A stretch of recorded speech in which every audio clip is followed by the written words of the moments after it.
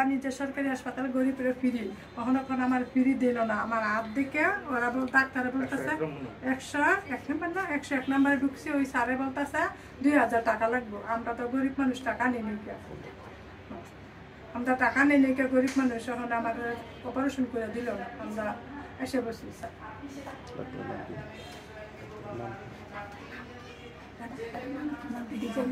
আমি সরকারি হাসপাতালে গেছি, জানি গরিবের জন্য যে ফ্রি।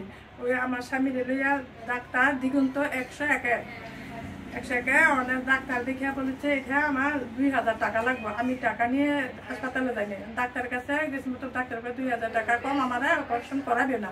আর এক ডাক্তার লেগে গেছি ওই জায়গায়, ওই ডাক্তার বলছে আমরা ওই কাজ পারি না, আমরা গরিব মানুষ, আঙুলে ফিরিয়ে দিয়েছি, আমরা অপারেশন করতে দেয়। সরকারি হাসপাতালে গেছে দিগন্ত স্যার নাকি, সে আমি একটা নোট উঠাইতে গেছি, 2000 টাকা বলছে। আমি 2000 টাকা বলছি দেখে আমি বাইরে বসছি, তারপরে আমি 1000 টাকা বলে আসছি।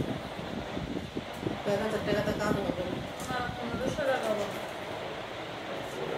1500 টাকা বলছে। আমি এসে বসে সরকারি হাসপাতালে সেবা নিতেছি, তো সরকারি হাসপাতালে যদি নেই এরকম টাকা লাগে তো কেমনে লোক আমরা চিকিৎসা করবো?